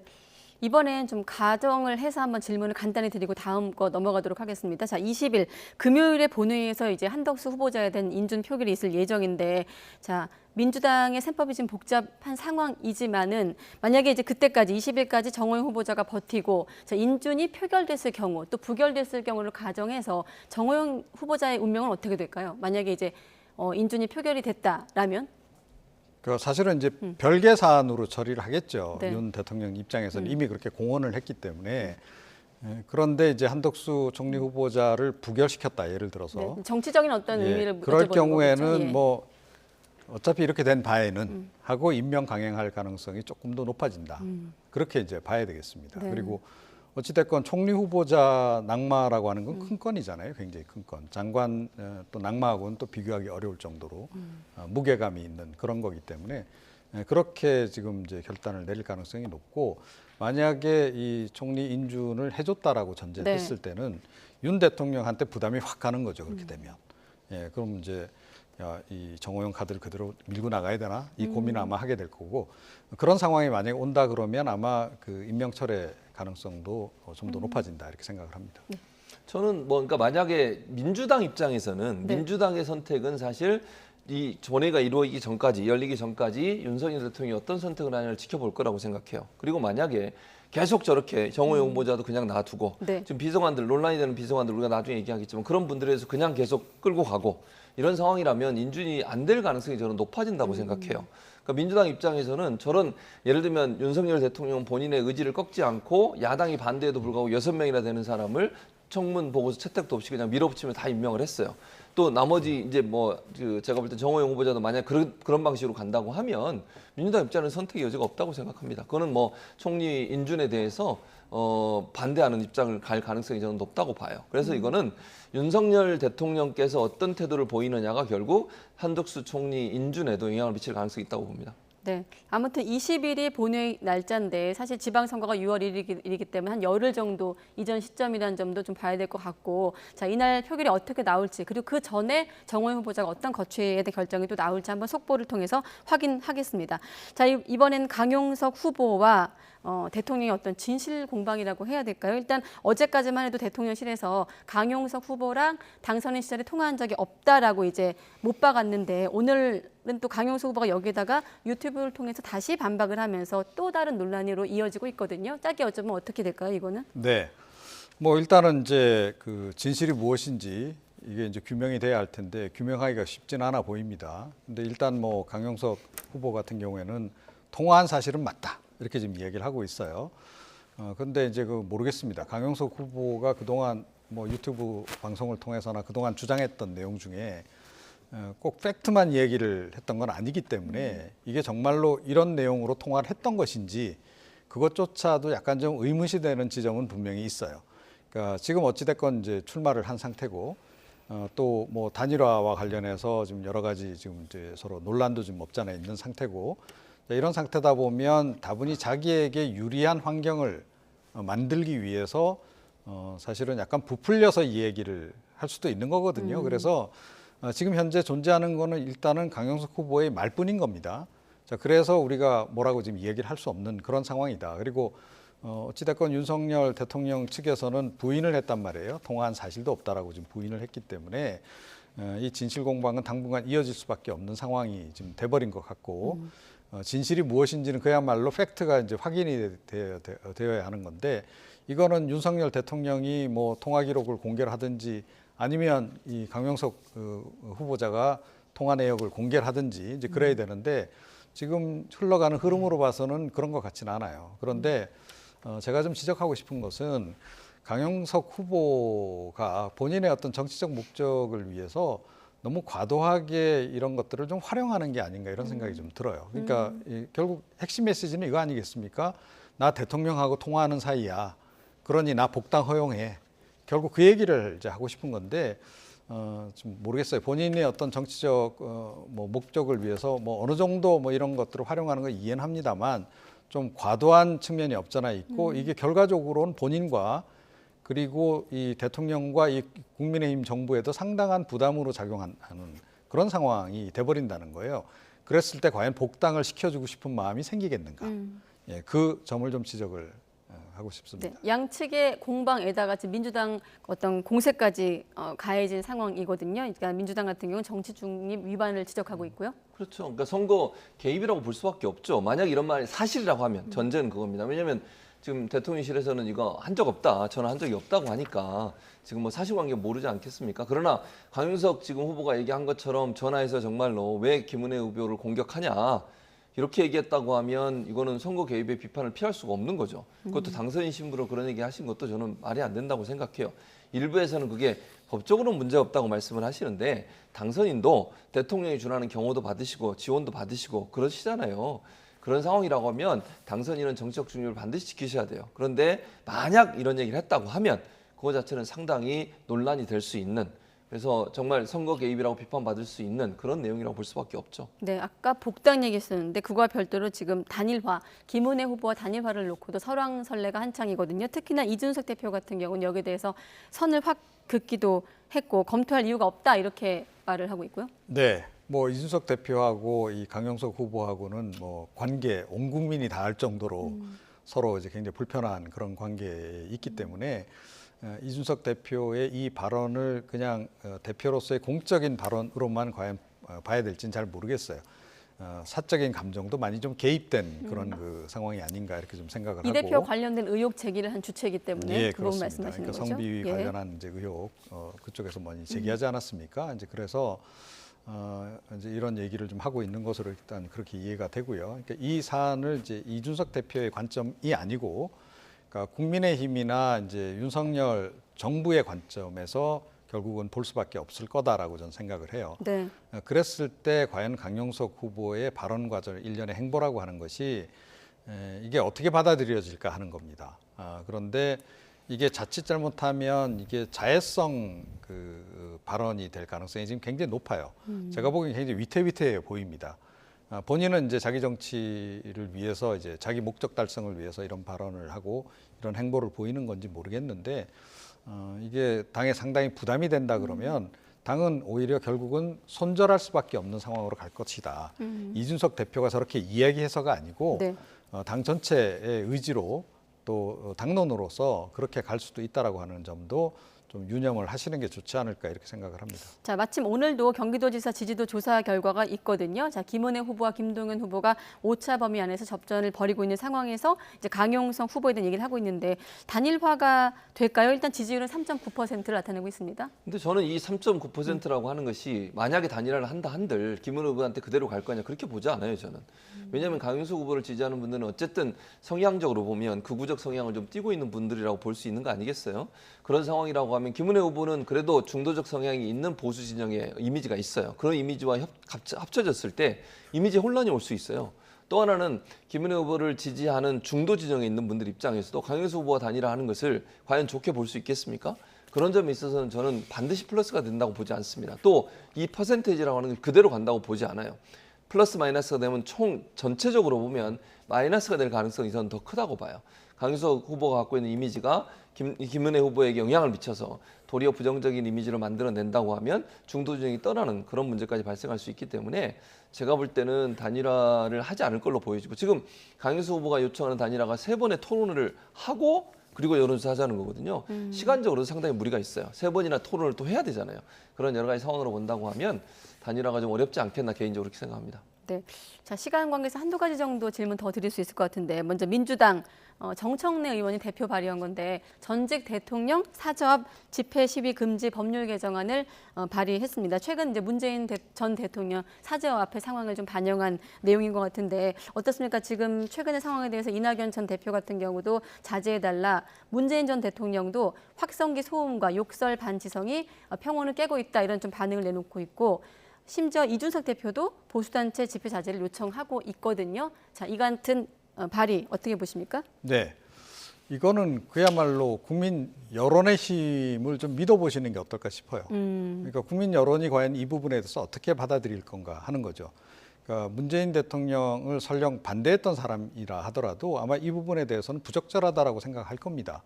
과도하게 확성기를 틀어서 뭐 그 문 전 대통령 부부뿐만 아니고. 네. 결국 지역 주민들까지 다 피해를 좀 입히는 그런 행위 아니겠습니까?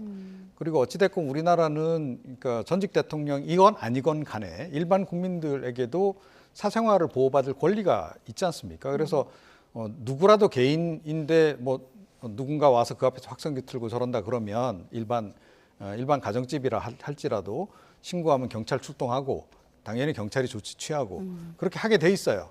그렇기 때문에 이거를 꼭 특별히 법으로 만들어서 대응을 하기보다는 그런 상식, 그다음에 기존에 있는 법의 차원으로 이게 접근해 가도 이게 충분히 해결할 수 있는 문제이기 때문에 그렇게 해결하시는 것이 차라리 낫겠다. 물론 이제 문재인 전 대통령을 생각하는 끔찍한 마음은 이해는 하겠으나 이것도 지나치면 좀 눈살을 찌푸리게 할 수도 있다. 이렇게 저는 생각을 합니다. 사실 집회 표현의 자유와 또 충돌하는 또 부분도 있고요.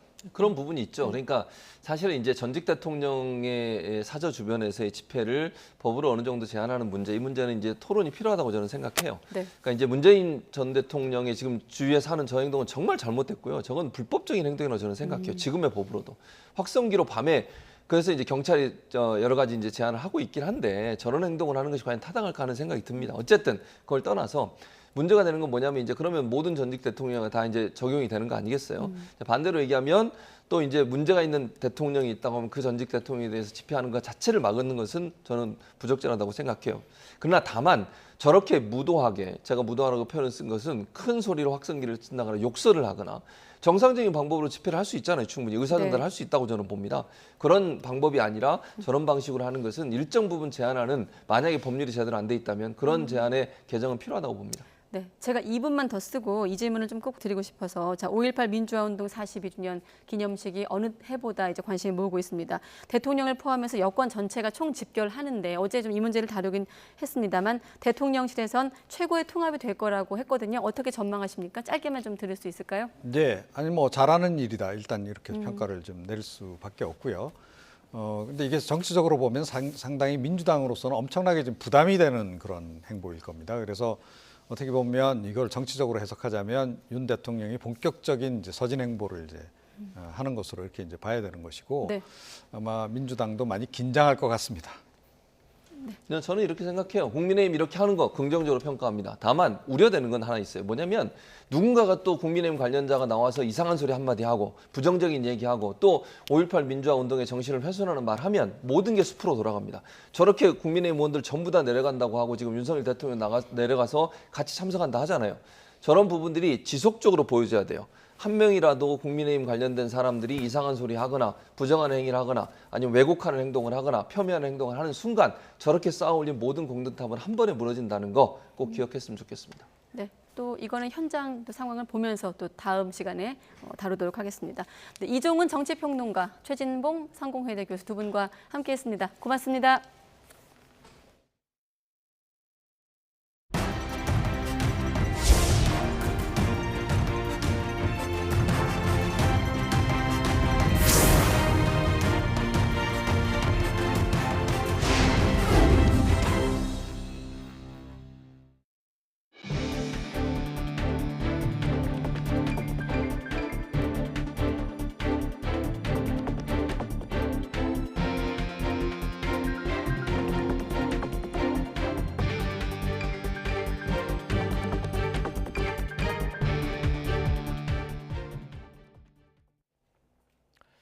지난달 일본에서 처음 확인된 원인 불명의 아동 급성 감염 사례가 12건으로 늘었습니다. 뚜렷한 원인을 찾지 못하고 있는 가운데 일본 연구팀은 오미크론 바이러스와의 관련이 있을 가능성을 제기하고 있습니다. 도쿄 이경화 특파원의 보도입니다. 일본 오사카에 사는 9살 소년. 지난 3월 심한 구토와 고열 증세로 일어서지도 걷지도 못할 만큼 상태가 나빠졌습니다. 당시 병원에서 확인한 혈액 검사 결과는 놀라운 수준이었습니다. 通常がなんか0から40ぐらいっていうふうにこう書いてたんですけども、それが1100を超えてた。桁が振り切ってるし、この子の体に今何が起きてるんやろっていうのは。 이 어린이의 경우 A형부터 E형까지 감염 바이러스는 나오지 않았지만 코로나 감염이 확인됐습니다. 입원한 뒤 증세는 나아졌어도 불안은 여전합니다. また次コロナにかかった時にまた肝臓に悪さするのかなとか、打った方がいいのか、逆に打つと負担をかけるのか。 원인을 알 수 없는 아동 급성 감염 의심 사례는 지난달 말 일본 정부가 처음 공개한 뒤 지금까지 12명으로 늘었습니다. 원인이 뚜렷하지 않은 만큼 근본적인 치료법이 없다는 것이 가장 큰 문제입니다. 感染状況や急性肝炎の原因特定も含め、各国政府や WHO、専門家等と連携をして情報を収集するとともに、我が国の小児の肝炎の発生動向を監視をしていく考えであります。 일본 교토대 연구팀은 아동 급성 간염에 오미크론 바이러스가 영향을 미쳤을 가능성을 제기했습니다. 아동 급성 간염이 확인된 미국 등 12개국의 경우 오미크론 감염이 크게 확산한 공통점이 나타났다는 겁니다. 일본 내 아동 간염 전문가들은 곧 조사팀을 꾸려 이번에 확인된 사례를 바탕으로 발병 원인 등에 대한 연구를 진행할 계획입니다. 도쿄에서 YTN 이경아입니다. 코로나19로 인한 사회적 거리두기가 마무리되고 감소세가 유지되자 정부는 안착기 전환 시점을 본격적으로 논의하고 있습니다. 그러나 이 핵심인 7일 격리 의무는 일정 기간 유지될 것으로 보입니다. 김연아 기자가 보도합니다. 코로나19 신규 확진자는 3만 5천여 명, 화요일 기준 15주 만에 최저치로 떨어졌습니다. 위중증 환자는 333명, 사망자는 27명으로 석 달여 만에 가장 적었습니다. 확산세를 알 수 있는 감염 재생산 지수도 지난주 0.9로 7주 연속 1 미만을 유지했습니다. 5월 2주에 주간 신규 위중증 환자 수는 250명, 사망자는 372명이 발생하여 전주 대비해서 각각 19.4% 그리고 24.8% 감소하였습니다. 방역당국은 최근 8주간 신규 확진자 수가 감소세를 이어가고 있지만 추세는 다소 둔화하고 있다고 진단했습니다. 확진자의 의무 격리 기간 해제 등을 담고 있는 안착기 전환 시점도 본격적으로 논의되고 있습니다. 방역당국은 일단 아직 결정된 것은 없다며 유행 상황과 각계의 의견을 수렴한 뒤 20일 중대본 회의를 거쳐 발표하겠다고 밝혔지만 전문가 회의 등에선 확진자 7일 격리 의무를 당분간 유지하는 쪽으로 무게가 실리고 있습니다. 앞서 대통령직 인수위가 성급하게 격리 해제를 결정해서는 안 된다고 했던 점도 영향을 줄 전망입니다. 확진자 격리 의무가 연장될 경우 지방선거에선 확진자는 저녁 6시 반부터 따로 투표하게 됩니다. 정부는 국민 여러분께서 안심하고 투표하실 수 있도록 투표 환경을 조성하는 데 최선의 노력을 다하겠습니다.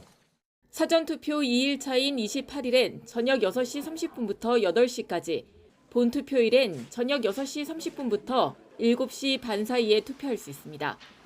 정부는 확진자가 투표소에 갈 땐 마스크 착용 등 투표소 방역수칙 준수를 당부했습니다. YTN 김연아입니다. 오미크론 변이보다 전파 속도가 빠른 하위 변이들이 국내에서도 속속 확인되고 있습니다. 이번엔 남아공 등에서 확산하고 있는 변이들인데 다행히 중증도 위험이 더 높지는 않습니다. 정부는 또 전국 17개 시도 주민을 대상으로 항체 양성률 조사에 착수했습니다. 기정훈 기자가 보도합니다. 이번에 국내에서 처음으로 확인된 오미크론 하위 변이는 BA4와 BA5입니다. 지난달 말 남아공에서 입국해 확진 판정을 받은 사람에게서 BA4 변이 바이러스가 검출됐고 이달 초 터키 입국자 1명과 국내 확진자 1명이 BA5에 감염된 것이 확인됐습니다. 중증도 위험이 높다는 근거는 없지만 전파력은 스텔스 오미크론으로 불리는 BA2보다도 높다는 평가입니다. BA4, BA5는 남아공 또는 포르투갈에서 기존 변이 대비해서 증가 속도가 기존 변이 BA1 또는 BA2에 비해서 한 12% 또는 13%로 증가 속도가 좀 빠르다. 스텔스 오미크론의 하위 변이 감염자도 13명이 추가 확인돼 모두 19명으로 늘어 역학조사를 진행하고 있습니다. 방역당국은 해외에서 유입된 하위 변이로 인한 지역사회 전파 사례는 확인되지 않았다고 밝혔습니다. 이런 가운데 이달부터 분기별로 전 국민 대상의 항체 양성률 조사가 시작됩니다. 조사 대상은 전국 17개 시도 5살 이상 주민 10,000명을 표본 추출 방식으로 선정하는데 체혈을 통한 항체 검사와 설문조사를 병행합니다. 자연 감염에 따른 항체와 백신 접종에 따른 항체를 검출해 양성률을 확인한다는 계획입니다. 백신으로서 만들어지지 않은 부위가 있습니다. 여기 유전자하고 결합되어 있는 단백질, 그 뉴클레오 캡시드 프로테인이라고 하는 그런 단백질들이 있는데 이런 것은 반드시 자연 감염을 통해서만 확인이 가능되는 그런 부분이 됩니다. 당국은 이번 조사를 통해 지역사회의 숨은 감염자 규모 파악과 함께 방역 대책, 예방 접종 정책 수립을 위한 과학적 근거 자료를 확보할 수 있을 것으로 기대한다며 대상자의 적극적인 협조를 당부했습니다. YTN 기정훈입니다. 코로나19 K방역을 이끌었던 정은경 질병관리청장 후임에 백경란 삼성서울병원 교수가 임명됐습니다. 전 정부의 방역 정책을 수차례 비판해온 감염병 전문가로 앞으로 방역 정책에 변화가 있을지도 관심입니다. 김평정 기자입니다. 새 방역 사령탑으로 임명된 백경란 삼성서울병원 감염내과 교수는 코로나19 유행이 한창일 때 감염병 전문가로 두각을 나타냈습니다. 대한감염학회 이사장을 지내며 정부의 방역정책 자문에 응했고 때론 쓴소리도 아끼지 않았습니다. 코로나19의 국내 확산 초기 중국 등 외국인 입국을 막지 않던 정부를 향해 의료진도 지쳤다며 외국인 입국을 금지해야 한다고 주장했습니다. 정부가 일부 거리두기 조치를 완화할 땐 개인이 스스로 거리두기를 강화해야 한다고 당부했고 오미크론이 확산하던 지난해 11월엔 입국 금지가 어려우면 자가격리라도 엄격히 해야 한다고 강조했습니다. 대통령직 인수위원 시절에도 그동안 방역 지표가 좋지 않고 대비가 부족할 때 오히려 정책 변화가 반복됐다고 지적했습니다. 다양한 의견을 통해서 우리가 집단 지성을 모으다 보면 좀 더 합리적인 방안이 나올 수 있음에도 불구하고 좀 편향된 의견이 반영이 주로 되지 않았나. 따라서 백경란 신임 질병관리청장은 안철수 전 인수위원장이 여러 차례 강조했던 과학적 근거에 기반한 방역을 펼칠 것으로 보입니다. 지난 정부에서 코로나19 방역을 성공적으로 이끌었던 정은경 청장은 1년 8개월 만에 퇴임합니다. 국회 복지위원회에서 그동안 정치 방역했느냐는 지적에 정 청장은 지난 2년 역시 과학 방역의 성과를 쌓아오는 과정이었다고 강조했습니다.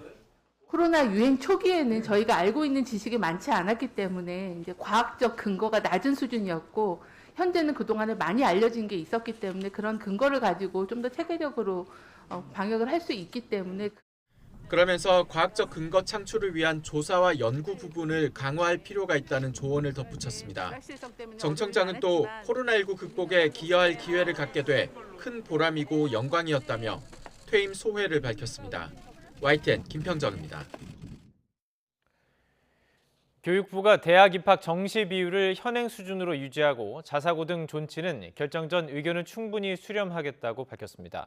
장상윤 교육부 차관은 국회 교육위원회에 출석해서 정시 확대는 애초 대입 공정성의 문제였는데 교육 현장에서 사교육 심화와 고교 내실화 저해 등의 우려도 있다며 이같이 말했습니다. 교육부는 앞서 수시 학생부 종합 전형을 둘러싼 불공정 논란이 커지자 2023학년도까지 수도권 주요대의 수능 위주 전형 비율을 40%로 확대하기로 했지만 새 정부의 국정과제로는 언급되지 않았습니다. 자사고와 외고, 국제고 존치도 다양한 고교 교육은 필요하지만 의견은 충분히 듣고 급하게 추진하지 않겠다는 입장을 밝혔습니다. 또 초등학교 전일제는 최대한 서둘러 내년쯤 시범 운영하겠다고 말했습니다. 경찰이 야간에 어린이 보호구역 스쿨존에서 차량 속도 제한을 시범적으로 완화합니다. 경찰청은 올 하반기 서울과 대구 등 스쿨존 8곳을 대상으로 밤 10시부터 다음날 아침 8시까지 기준 시속 30km인 제한 속도를 40에서 50km로 완화할 예정이라고 밝혔습니다. 경찰은 제한 속도 완화 시범 운영 결과에 따라서 적용 지역을 확대할 계획인데 장기적으로는 시간대별로 스쿨존 속도 제한을 다르게 규정하는 시스템을 적용할 방침입니다. 서울시 간첩 조작 사건의 피해자인 유우성 씨가 증거 조작과 보복 기소에 관여한 이시원 대통령실 공직기강 비서관과 이두봉 인천지검장에 대해서 공직 발탁은 말도 안 된다고 강력 비판했습니다. 유 씨는 오늘 고위공직자범죄수사처에 고소인 조사를 받았는데 앞으로 본격 수사가 이루어질 것으로 보입니다. 우철희 기자입니다. 서울시 간첩 조작 사건의 피해자인 유우성 씨가 고위공직자범죄수사처에 출석했습니다. 공수처에 고소장을 제출한 지 6개월 만에 검찰의 보복 기소에 대한 고소인 조사를 받기 위해서입니다. 유 씨는 검사 시절 간첩 조작 사건에 관여한 이시원 대통령실 공직기강 비서관이 검찰의 제 식구 감싸기로 처벌받지 않았다면서 사과와 사퇴를 촉구했습니다. 처벌을 받아야 될 사람을 지금에 와서 대한민국의 새 정부에서 공직기강으로 바로잡는 비서관이 되었습니다. 저는 도저히 피해자로서 받아들이기 너무 힘들고 윤석열 정부 첫 검찰총장 후보군으로 꼽히는 이두봉 인천지검장에 대해서도 증거 조작이 밝혀지자 괘씸죄로 자신을 보복 기소했다면서 국민들이 공직 발탁을 허용하지 않을 것이라고 비판했습니다. 이두봉 검사를 말씀하시는 것 같은데 저는 그 범죄자를 또다시 어떤 공직에 세운다는 건 말이 안 된다고 생각합니다. 공수처는 유 씨를 상대로 고소 취지 등을 물었고 유 씨 측은 보복 기소뿐만 아니라 당시 증거 조작까지 철저한 수사와 처벌을 요구한 것으로 전해졌습니다. 검사의 공소권 남용 행위뿐만 아니라 이 사건의 시발점이 되었던 이시원 전 검사 등 담당 검사들의 간첩 증거 조작 행위에 관여에 대해서도 수사를 진행해서 앞서 유 씨는 지난 2010년 불법 대북 송금 혐의로 검찰에서 기소 유예 처분을 받았는데 이후 이시원 비서관 등 간첩 사건의 증거 조작에 관여한 검사들이 징계를 받자 검찰은 4년 뒤 유 씨를 똑같은 혐의로 재판에 넘겼습니다. 하지만 대법원은 지난해 10월 검찰의 자의적인 공소권 남용이라면서 대북 송금 혐의 무죄를 확정했고 유 씨는 이두봉 지검장 등 보복 기소를 담당한 검사와 지휘부를 직권 남용 혐의로 공수처에 고소했습니다. 공수처는 고소인 조사를 시작으로 각종 자료 확보와 참고인 조사부터 벌인 뒤 피의자들에 대한 조사에 나설 것으로 보입니다. 다만 대법원이 검찰의 공소권 남용을 인정했다고 해도 법리적으로 직권 남용죄가 성립할 수 있을지, 공소시효가 지나진 않았는지 등은 쟁점이 될 전망입니다. 또 윤석열 정부 인사와 관련한 잡음이 계속되는 가운데 공수처 수사가 대통령실과 검찰 고위직 인사에 어떤 영향을 줄지도 관심입니다.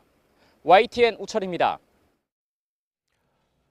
공군 성폭력 피해자 고 이해람 중사 사망 사건 조사를 위한 특별검사로 안미영 변호사가 임명됐습니다.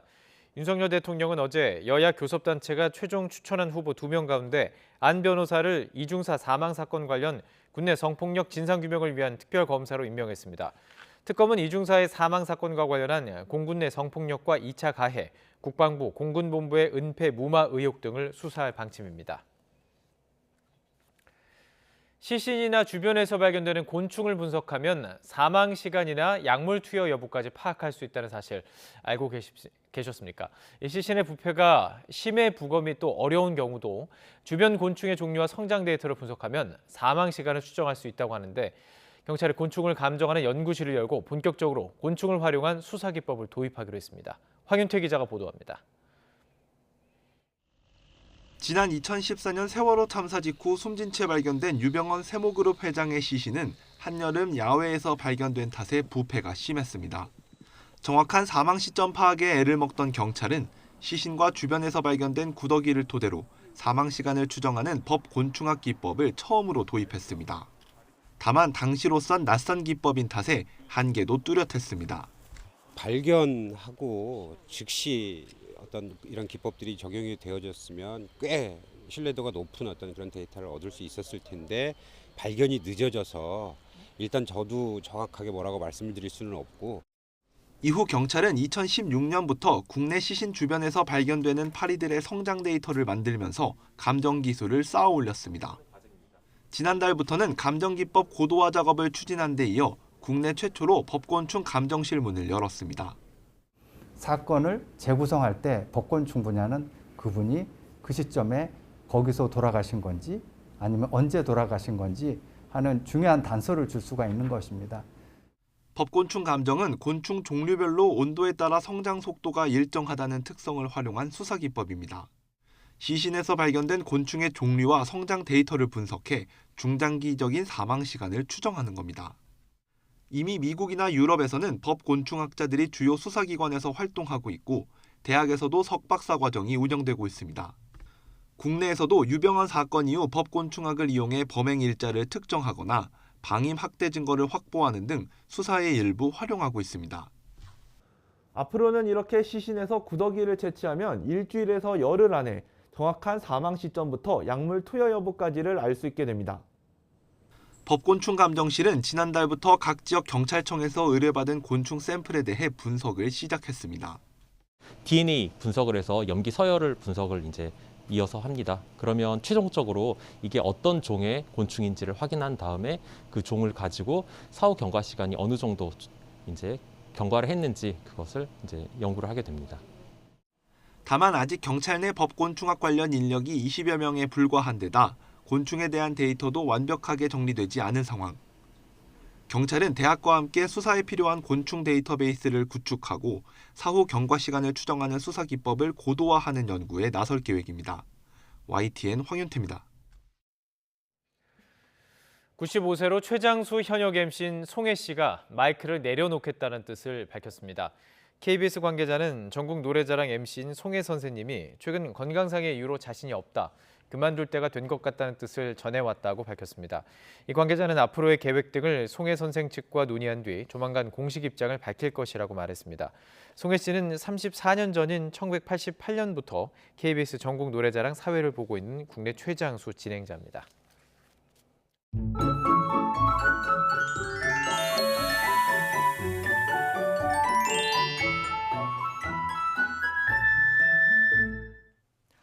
아직 5월이지만 계절의 시계는 6월을 가리켰습니다. 내일도 서울 낮 기온이 26도로 예년 기온을 3도에서 6도가량 웃돌겠고, 특히 대구 30도 등 영동과 충청 이남은 30도 안팎으로 기온이 크게 오르며 오늘보다 더 덥겠습니다. 내일 대체로 구름만 간간히 지나겠습니다. 다만 경기 북동부와 영서, 충북 북부와 남부 일부 내륙에는 한때 돌풍과 벼락을 동반한 소나기가 지나겠고, 일부 지역에는 우박이 떨어지는 곳도 있겠습니다. 그 밖에 수도권과 충남 북부에도 한때 빗방울이 조금 떨어지겠습니다. 소나기가 내려도 일부 지역 그리고 한때에 그치면서 건조함이 완전히 해소되지 못합니다. 특히 영동과 충청 이남 곳곳에는 건조주의보가 계속되는 가운데 바람도 무척 강하게 불겠습니다. 따라서 대형 화재가 발생할 가능성이 높은 만큼 더욱 주의해 주시기 바랍니다. 또 수도권과 충남은 종일, 전북은 오전 한때 공기가 탁해지겠습니다. 내일 아침 기온 오늘보다 2도에서 4도가량 높겠습니다. 서울 16도, 대전 15도, 광주 14도, 부산 16도로 예상됩니다. 낮 동안에는 아침보다 10도 이상 기온이 크게 오르겠습니다. 서울 26도, 강릉 29도, 대전 29도, 광주 29도, 포항 30도로 예상됩니다. 남은 한 주도 초여름 더위가 계속될 전망입니다. 날씨 정보였습니다. 뉴스나이트 마치겠습니다. 네, 함께해 주신 여러분 고맙습니다.